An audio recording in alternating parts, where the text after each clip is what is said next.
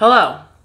Okay, so this week I listened to a video from a fellow activist, and he had some pretty good news to tell everyone. And since I'm not one to spoil anyone's good news, you should check out his channel. I'll put a link in the description. But David, ex-JW kid, did a personal announcement of an event coming up in his life. And in his video, he asked the question whether or not you should indoctrinate children. And this got me thinking. It's been a while since I've done a Caleb and Sophia review. Let's do it.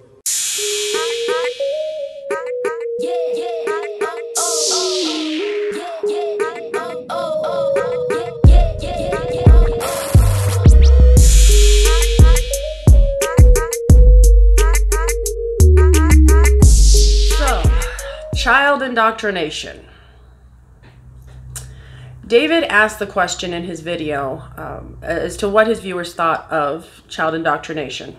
And the reality is, Jehovah's Witnesses are not the only ones who do this. Many people who are in religions raise their children to believe and follow in the same way that they believe. And if you recall, indoctrinate means to teach someone a set of beliefs uncritically. I am not about to speak for every other religion and assume that no one is allowed to ask questions. But I think it occurs more often than we like to admit. A synonym for indoctrinate does include brainwashing, but it also can mean to persuade or to try to convince someone. So it's not uncommon. A couple who are Republican likely want their child to be Republican, because clearly if they hold fast to that belief system and those views, they think they're correct. Therefore, they want their child to be correct. In my opinion, this is a terrible idea. Most of us who are raising kids would probably say we want them to be free thinkers. What we mean is, so long as it agrees with what we think. And for any of you who have raised kids, you kind of learn to pick your battles. So, when I was raising my children, and they would ask me what I believed about something, honestly, I was so scared of cramming beliefs and religion down their throat as it had been done to me, but I might have been a little too vague. But often I would tell them, here's how I believe and why. And then I would follow it up with, here's what I was raised to believe and how grandma believes. And here's how my friend Helen, who's a Catholic, believes. And here's the Jewish viewpoint on it. Here's how the Mormons believe on it. Here's how atheists believe, or certain types of scientists believe. It did bite me a little bit in the butt later when one of my kids said, I wish you would have pushed your beliefs a little bit more, because it's really hard to figure this stuff out. But that was many years ago, and guess what? She's figured a lot of things out for herself. And a lot of those things are not the way that I believe. And that's okay. It does make conversations sometimes absolutely frustrating, but that's okay. So that's how I feel about forcing beliefs on children. Remember, it's just an opinion. What do the Jehovah's Witnesses believe?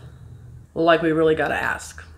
For those of you who are raised Jehovah's Witness, you know they grip very, very strongly to childhood indoctrination. Their membership numbers depend on childhood indoctrination. So when you're a kid, you are going to learn your first words. Might be Jehovah before mama. You might know scripture before you know the alphabet. When I was really young, it was either a family study or a book study, but I remember them going around the room and us kids reciting the books of the Bible, Genesis, Exodus, Leviticus, Numbers, Deuteronomy, Joshua, Judges, Ruth. And every week you'd get a little bit further, and the stupid teenagers would brag that they could do it backwards. But this stuff is drilled into you in everything you do. And we've seen that in my first couple of reviews of Becoming Jehovah's Friend. The Caleb Sophia videos, that everything they do somehow will tie into Jehovah. I'm personally surprised it doesn't go to the extent of Jehovah eats his vegetables. Jehovah doesn't stick out his tongue, although I think there were a few times he did. Jehovah goes potty like a big boy. They tie it into everything. And this constant feeding, spiritual food, this constant feeding, like anything, this repetition, is what we call brainwashing. And you will notice throughout these videos, it's in everything they do. You eat, sleep, and breathe Jehovah. So, Let's see what they're up to this week.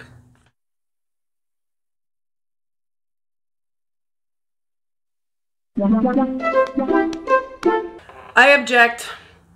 Already, I object. Nobody walks like that perky when they have to go out in service, even the little kids. So already this is planting the seed with their upbeat music, preparing to go out in service, showing her standing tall, proudly holding her book bag. This is already showing the children that this is the kind of attitude that you need to have when going out in service. Sophia, are you ready to go out in service? And she's happy to do it too. Constant messages. What's in your bag? Oh, so Sophia's a liar. I don't know about the rest of you, but that might have got me a thwack on the back of the head. I just asked you, are you ready for service? And you said, and your entire bag is empty, so you're a liar. Looks like you're missing something. What the hell is Sophia doing to small animals that part of their body is coming out of her book bag? Looks like you're missing something. Where's the rest of the bird? What do you need for service? Very good! You need your Bible for service. Thank God, I thought she was going to grab the other silver sword. That would have been awkward. Do you need anything else?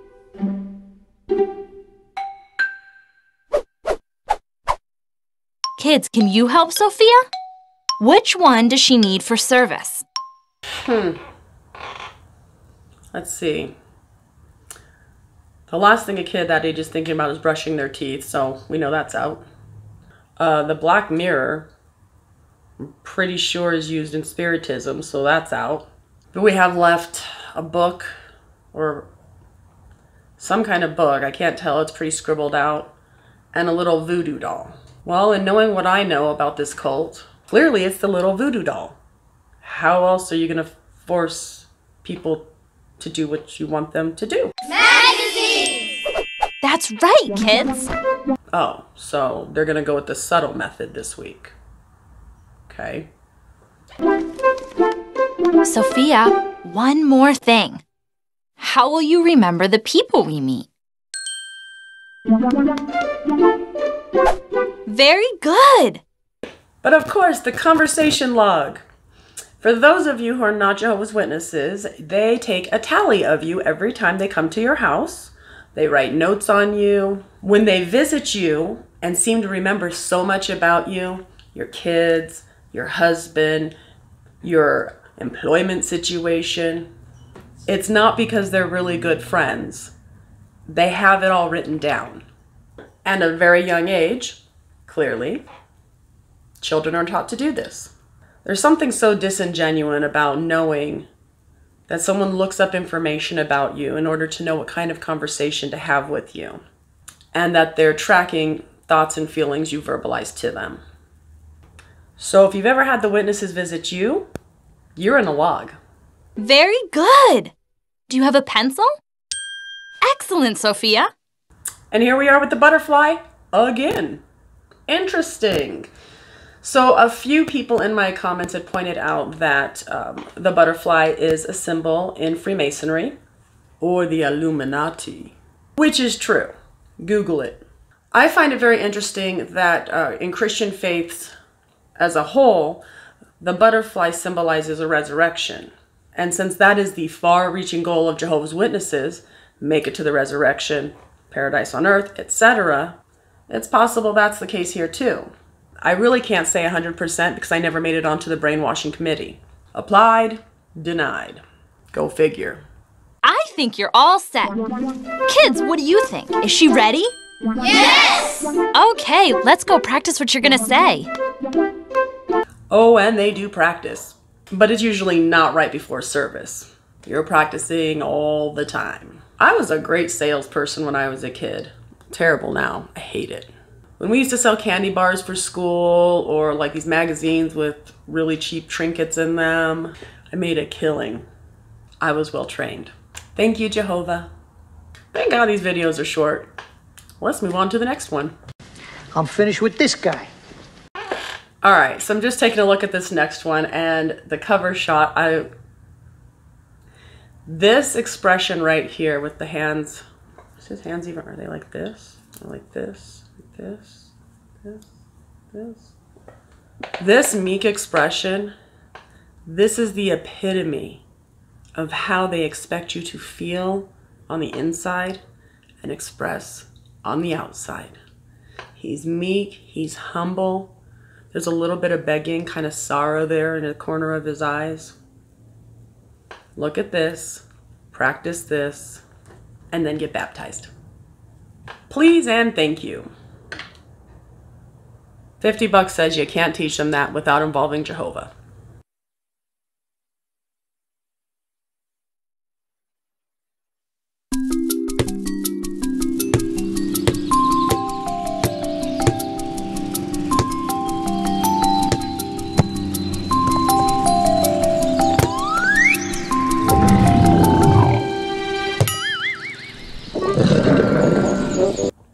Okay, I have to admit, I was very confused. I thought that sound was like a rabid dog, like eating his ball, but then threw the ball back at him.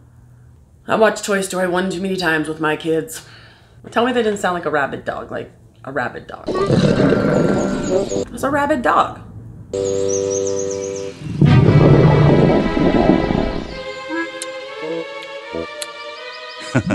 It looks like Caleb is getting hungry.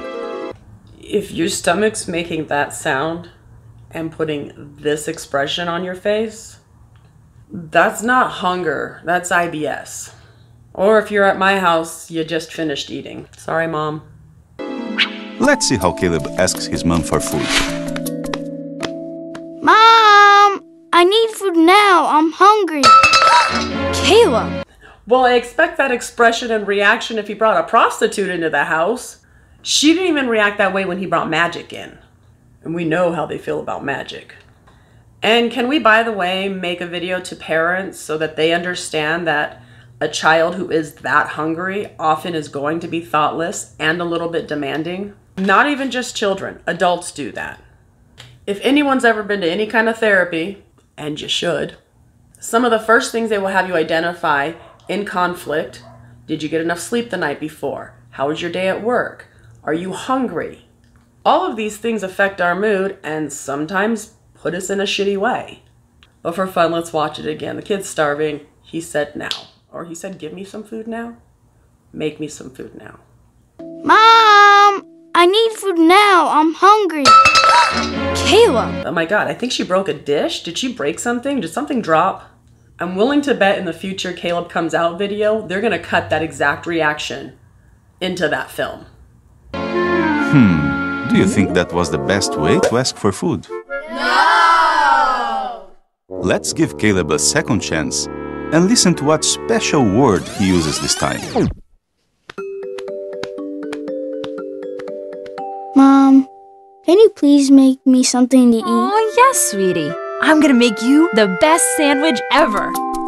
So a couple little things are happening subliminally here. And let's be honest, a lot of kids' TV shows do this. But the begging motion, he didn't need to be in the begging motion. Mom, can you please make me something to eat? Could have just asked, but no, it's Mom, Mommy. And she responds with, not only will I feed you, but I will feed you the best meal ever. And again, that inflection of her voice goes up, and showing pride and showing kids, behave this way, and this is how your parents will reward you. That's much better. That word please makes all the difference. Even Jehovah uses the word please. Even Jehovah uses the word please. When he asked Abraham to sacrifice his son, did he use the word please? Oh, in fact, it all makes sense now. If he had used the word please when telling Adam and Eve, please do not eat from the tree of knowledge of good and bad. Is that what it's called? It's been a long time. Had he used the word please, none of that would have happened. I cannot think of a time that Jehovah ever said please. However, I could be wrong.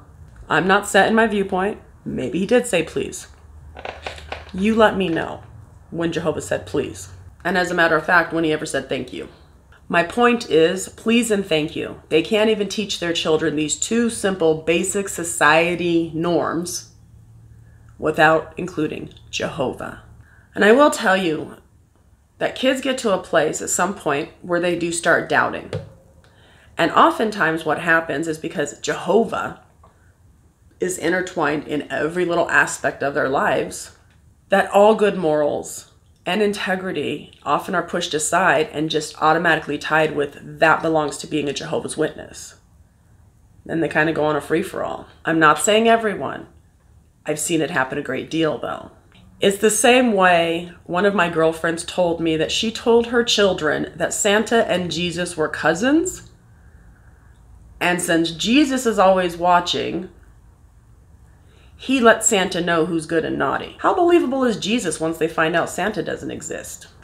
So in that case, she tied Santa to Jesus. Well, when the one stopped existing, this one's probably going to go away, which often happens. Stealing is bad. Jehovah doesn't like stealing. The child then steps away from the organization and ties all of its morals and all of its choices, good and bad, to what Jehovah does and doesn't like. And if they're fed up with the church for a minute or a long time, like I said, sometimes it becomes a free-for-all. But pushing the Jehovah thing, again, just another form of indoctrination. It's just keeping their minds constantly saturated with Jehovah, with Jehovah's Witnesses, with the organization. Every aspect of their life has to somehow be tied to this. Otherwise, it's not important. Even Jehovah uses the word please. Mitch, where's the mayonnaise? Now that you got what you asked for, Caleb, what do you say? Thank you, Mommy. Very good. Always remember to say please and thank you. And don't forget to thank Jehovah.